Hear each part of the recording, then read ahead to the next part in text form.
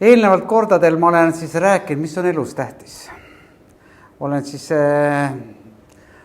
jaganud oma joonistusi, mida ma arvutil püüdsin teha ja korrektsemad iga loeng, et saaks see absoluutne kronoloogiline joonistus siia siis ekraanile. Ja sealt me võisime ka välja lugeda, et meie lõpp-punkt on tähtsam kui alguspunkt.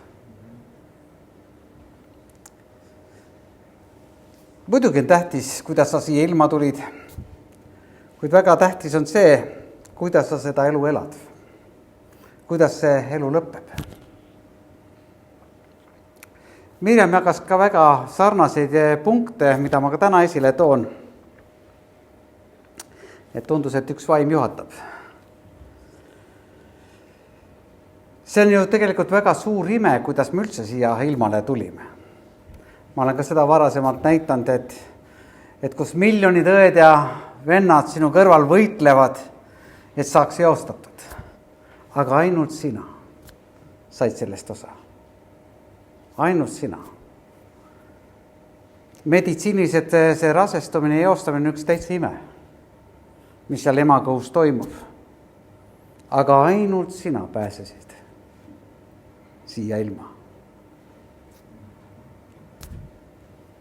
Sulle anti missioon selleks eluks. See on, et ma juhuslikult tulin siia. Me ei ole kapsalehelt leitud või Toonekurp pole meid juhuslikult toonud. Jumalal on oma plaanid. Ja sa tulid siia ilma teatud missiooniga. Aga kas täita seda missiooni või elada oma elu lihtsalt enda lõbuks? See on sinu valik. Ja Mirjam rääkis valikutest. Mirjam rääkis Jumala armastusest, et Jumal on andnud meile vaba valiku.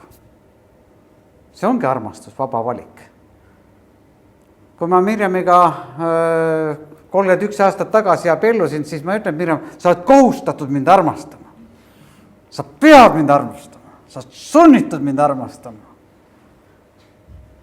Ei ole võimalik niimoodi armastada. See on vaba valik. Ja ma pole täiuslik. Aga see on vaba valik. Ja me seisame igapäevaselt valikut ees. On niimoodi. Ma ei räägi sellest valikust, et missugust leivapätsi osta poes, kas seda odavamat või kallimat või peen või täistera või mida iganes. Me teame, mis on hea ja halb. Ja tegelikult igas inimeses midagi seespoolt kõnetab teda. Aga meie valik ja otsus, mida teeme.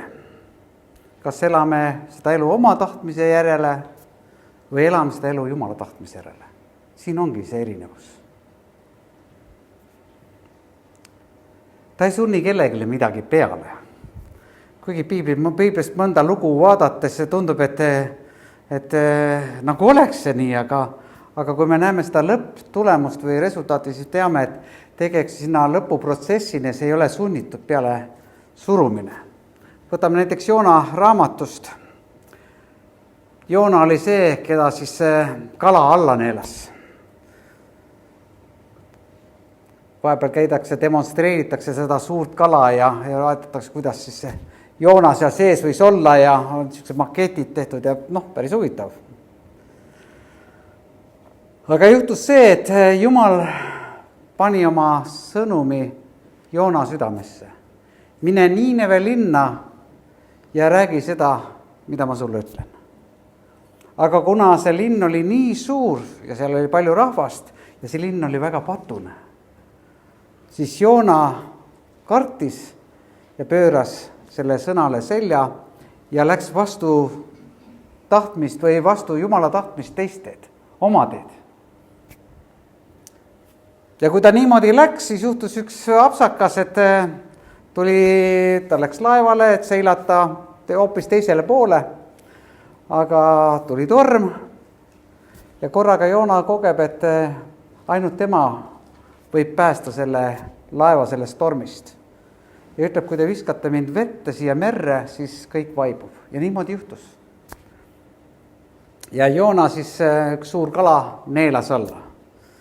Ja 3 päeva oli ta seal kala kõhus ja ma usun, kala kõhus on ju hapnik ikkagi olemas, see käib edasi ja ta tundis, kuidas need veevood temast üle käivad. Ja ühel hetke siis 3. päeval, kui Joona parandas meelt seal kala kõhus ja ütles, ma teen Jumal seda, mida sa ütled mulle. Siis kala sülitas ta kuivale maale ja siis tuli teist korda Jumala sõna talle. Ja Jumal oli üks plaan Niineve linnaga. Ja Joona läks siis Niineve linna. Ma ei tea, kui julgelt ta võis käia seal, aga igal juhul ta ütles seda, mida Jumal talle rääkis, et veel 40 päeva ja see linn hävitatakse. Väga karmid sõnad. Veel 40 päeva ja siis on selle linnaga kõik. Seda enam ei ole maa peal. Ja varasemalt juhtus Soodoma ja Gomorra lugu, kus hävitas Jumal rahega ja tulise rahega ja hävitas kogu selle linna ja ümbruse. Joona teadis seda. Ja Joona kuulutas 40 päeva ja mida rahvas tegi? Rahvas ei pilkanud Joonat, vaid nad parandasid meelt. Panid oma padused asjad maha ja palusid Jumalalt andestust. Ja see oli Jumala plaan, miks ta Joonat palus, et ta läheks sinna linna. Ta tahtis ühele rahvale armu anda. Ja selle ühe mehe sõnumi läbi. Aga Joona järeldas hoopis midagi muud. Joona läks eemale linnast ja vaatas nüüd huviga, mis nüüd hakkab juhtuma. Kuidas see tuli ja tõrv ja kuidas selle linna peale kuidas see katastroof toimub. Aga Jumal andis armu selle linnale ja ei hävitanud. Ja huvitav, Joona solvus selle peale, et ta näinud seda pilti, mida tema tahtis näha.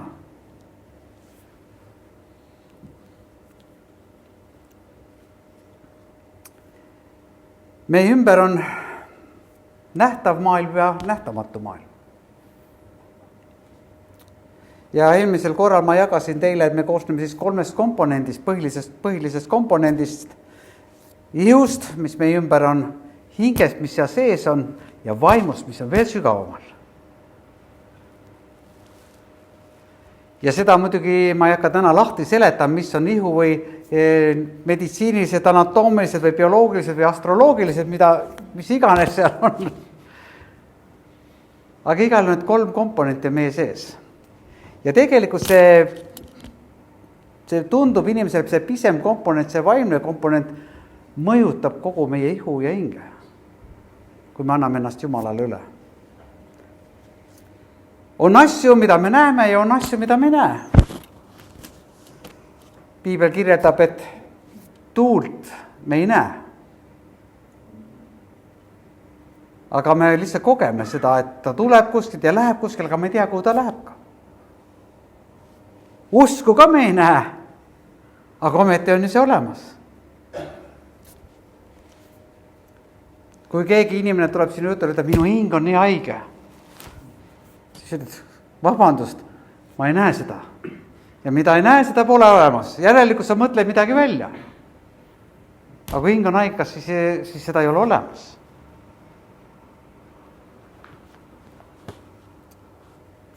Jumal räägib galaatlastele 5. peatükis vaimuviljadest ja viljadest, mida tekitab lihalik loomus. Lugesin kuskilt, et on olemas 7 surmapattu. See on huvitav, aga see vili, mis surmapatt toob, on tõesti sellised asjad nagu uhkus, ahnus, iha, kadedus, aplus, viha, laiskus. Ja siis ta räägib vaimuviljadest, mis on vaimuviljad. Armastus, rõõm, rahu, pikk meel, lahkus, headus, ustavus, tasadus. Ja see sõltub kõik inimesest, missugust vilja ta tahab omada. Kui sa käid lihaliku loomuse järgi, oma lõbude järgi, siis sa kahjuks hakkavad kasvama need viljad, mis ei ole head. Ja kui Jumal järele tuleb, siis ta ei taha neid vilju süüa. Nii et me ei saa öelda nähtamatudele asjadele, neid pole olemas elus. Ma ei saa muidugi poodi minna ja öelda, et andke mulle 3 kilo armastust ja 2 grammi laiskust või mida iganes.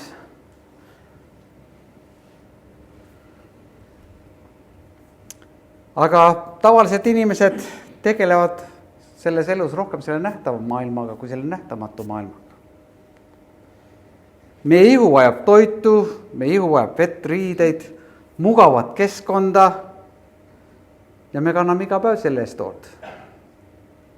Et kogeda head tunned, emotsioone. Soovime ju hingeliselt sihukest rahu, seda kodus ja tööl. Aga oleme jälle pettunud, kui see ei õnnestu. Sest rahu ei tule välistest tegemistest. Ma usun, et paljud on näinud ka seda filmi või lugenud Tõde ja õigust.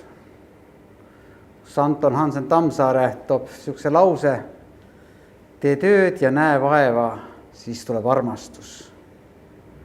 Ja ometi on ta lõpus, selle filmi lõpus, lugedes Jumala sõna ja ta nutab. Kogu see vaev ja rassimine, mida ta on pannud sellesse ellu, on kuidagi muutunud tühjaks. Ja kuidagi kogeb, et see kõik, mida ta on energia, fookus, mida ta on selles elus andnud, on nagu kõik tühi. Ta on ehitanud talu ülesse, mida lapsed ei tahtnud vastu võtta. Nad hülgasid selle asja, sest nad nägid sellel tohutud töö, higi ja vaev ja seal olid tohutud probleemid ja raskused.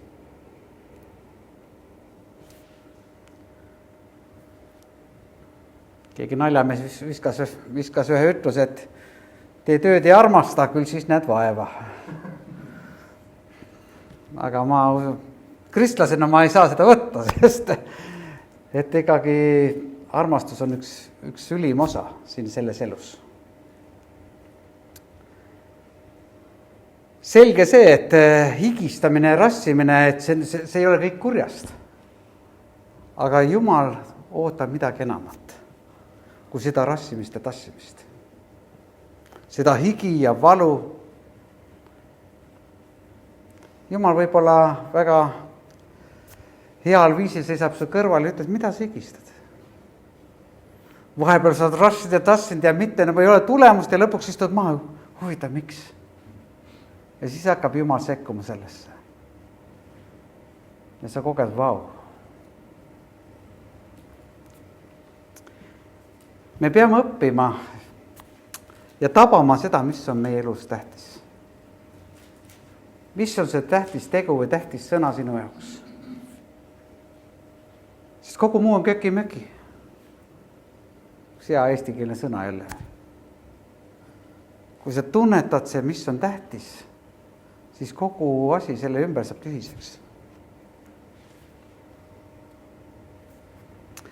Luuka evangeelium 15. peatükk räägib meile kadunud poja loost.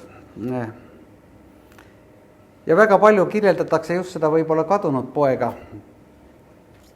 Kuidas ta oli kadunud ja siis oli ta leitud. Räägitakse isa armastusest ja halastusest, kuidas ta kadunud poja vastu võttis. Kuidas ta jälle taastas selle poja suhted. See oli üks taastamine, isa ja poja vaheline suhe, mis sai taastatud ja see muutus hoopis teistsuguseks. Aga ma mõtlen selle vanemale vennale. Samas võib öelda, see oli üks hea poeg. Ja kui ta kuulis, et see asi juhtus, et tema noorem vend tuli tagasi ja isa on taastanud tema õiguse ja kõik muu ja on teinud peo talle, siis vanem vend ei tahtnud isegi kotta minna. Ta oli nii solvunud sellest loost. Ta oli nii vihane ja ärritatud sellest loost. Ja ütleb, ja isa pidi välja minema poja juurde. Ja vanem poeg ütleb, vaata, nii palju aastaid olen mina sind orjanud. Ega ole kunagi astunud üle sinu käsust. Et sina ei ole mulle kunagi andnud üht sikkugi. Et ma oleks võinud rõõmutseda, pidutseda oma sõpradega. Ja mida isa ütleb? Huvitav poeg, kõik oli, mis minu oma on ju sinu oma. Miks sa siis ei tahtnud pidutseda? Miks sa siis ei tahtnud oma sõpradega rõõmustada? aga mina orjasin. Nii vale mõnikord muutub see suhtumine Jumalas. Ja olen näinud usklikeste hulgas samuti kibedaid ja mõrudaid kristlasi. Aga Jumal on armastus. Ta on andnud vaba valiku meisse, teha tema tahtmist, sest ta tahab, et sul läheks hästi. Ta tahab, et sul oleks parim laual. Tahab, et su elu saaks parim. Tihti lepitakse heaga ja minnakse oma asjadega edasi. Ära ole see inimene, kes lepib heaga. Võta sellest parim, mida Jumal annab sulle. Või Marta ja Maarja loost. Luuka 10. peatükk 38. salm räägib 2 õest. Kui Jeesus külastas õdesi, siis üks õde hakkas kohe valmistama süüa, mis ei ole ju halb. Ja teine õde läks sinna Jeesuse jalgade juurde ja kuulas, mida päästja räägib. Kuulas huviga ja innukusega, mida Kristus räägib ja kõnetab. Ja muidugi see vanem õde toimetas oma tegemisi ja näetab, et huvitav. Üks laiskvoor seisab seal. Ütleb, Jeesus ütle sellele Maarjale, et las ta tuleb ja abistab ka mind. Miks mina üksi pean rabama? Ja mida Jeesus ütleb? Marta, Marta, Maarjalt ei võeta seda ära, sest ta leidis midagi väga tähtsa. Ja korraga Maarja koges elus palju tähtsamat kui seda rassimist ja tassimist. Kui me räägime Jumala rahust, päästja sünnist, Jumal tuli oma rahu tooma. Aga me oleme tihti oma argipäevadega, oma igapäevast eludega nii toimetamas, et kuidagi see elu läheb. Eile oli praoskonna koosolek ja seal üks abielupaar ütles, et neid sai 5 aastat täis see suvel ja kuidas nad alles ju abiellusid. Vaadates oma lapsi, kuhu see aeg kadus? Jumala sõna ütleb, see on nagu suits. Korra sa näed ja ühel hetkel teda pole enam. Ja missuguse jälje sina maha jätad siia? Oleneb sellest, mida sa usud. Mida sa pead tähtsaks oma elus. Jumal on andnud vaba valiku valida. Vali see kõige parem. Jeesus. Tahame ju olla terved, hingelt õnnelikud. Soovime, et meie keskkond oleks turvaline. Soovime elada heaolu riigis, kus kõik on hästi. Ja ometi selles heaolu riigis, kus kõik on hästi, ununeb Jumal, ununevad omavahelised suhted ja asjad võivad minna hapuks. Tihti jääb see hingesse vaimu osa märkamata inimestel. Isegi seda vaimu osa peetakse üheks ohtlikuks asjaks. Vaata, kui sa ära tõsiselt võta neid asju. Muutud ka äkki. Võid käia küll seal, ära tõsiselt võta ainult neid asju. See on väga ohtlik, tead. Hakkavad raha küsima. Pead oma elu puhased maha panema, sa ei või mitte midagi enam teha. Millised tead, sellised luulud käivad kogu aeg. Ja maailm elab ümber meie kõledas suhtes üksteisega, külmad suhted, oma lähedastegi suudata leppida, andeks andmatus, viha, kadedus. Ja kui sa räägid, kuulge, Kristus tahab meid päästa sellest. Sorry, see ei ole minu jaoks. Otsitakse mingit teist teed, aga teist teed pole olemas. Kristus on tee, tõde ja elu, ainus, absoluutne tõde.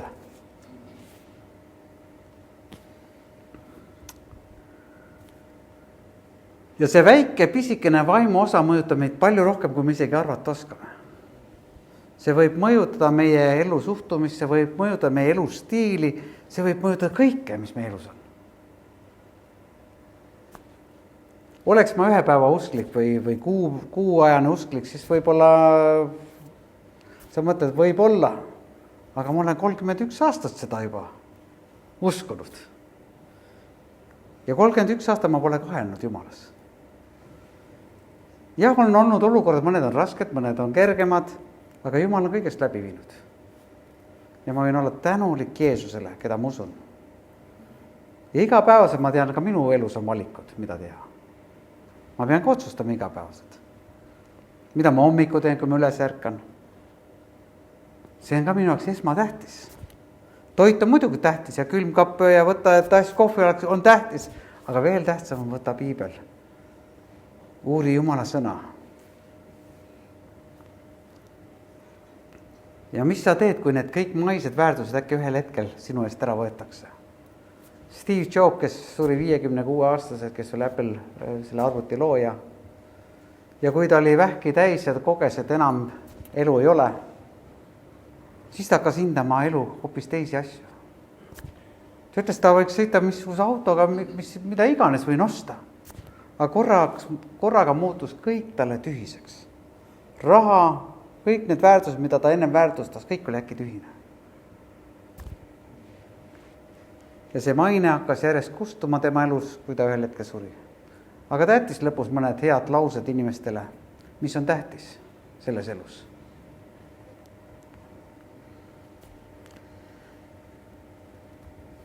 Elades oma elu oma oletustel, mitte piiblist tulenevatel põhimõtetel, võid sa jääda tulevikus üheks suureks kaotajaks. Jumala sõna ütleb 1. Thessalonika 5:23, aga rahu Jumal ise pühitsegu teid. Läbinisti ning teie vaim ja hing ja ihu olgu tervikuna hoitud laitmatuna me issanda Jeesuse Kristuse tulekuks ja tulemiseks. Issand ise pühitsegu meid. Kui meie usume issandasse, siis issand pühitseb meid, et see tasakaal meie elus oleks olemas. Ja kui see vaimne asi on korras, teate, läheb ka hingel hästi ja läheb ka füüsilisel ihul hästi. Jumala rahu, mis tekib läbi Kristuse, soovib hoida meie ihu, hinge ja vaimu tervikuna koos. Et me võiksime olla laitmatud ja puhtad issanda tulemiseks. Valmidus, valvsus, kanda hoolt oma vaimu eest, mitte ainult hinge ja ihu eest, siis see mõjutab meie elu palju enam, kui me oskame isegi arvata. Ka Risti Johannes ütles, kandke nüüd meeleparandusele kohast vilja. Need viljad, vaimuviljad, et need areneksid meis. See armastus, rõõm, rahu, pikkmeel. Ja see ei tule välistest asjadest. See tuleb sisemisest otsimisest. Ma otsin seest Jumalat. Mul ei ole vaja muidugi otsida, sest Jeesus on minu südames. Aga ma otsin Jumala tahet oma elus. Otsin neid valikuid, mida Jumal mu ette paneb. Mõned valikud on kerge teha, aga mõned valikud on päris rasked. Ma olen elus läbi käinud, selles ma kogen, et mõned valikud on päris rasked. Kui Jumal ütleb, jäta oma pere ja lahkusid 6 kuuks. Ma viin su maale, mida sa ei tunne, viin maale, mille keelt sa ei oska. Need valikud ei ole kerged.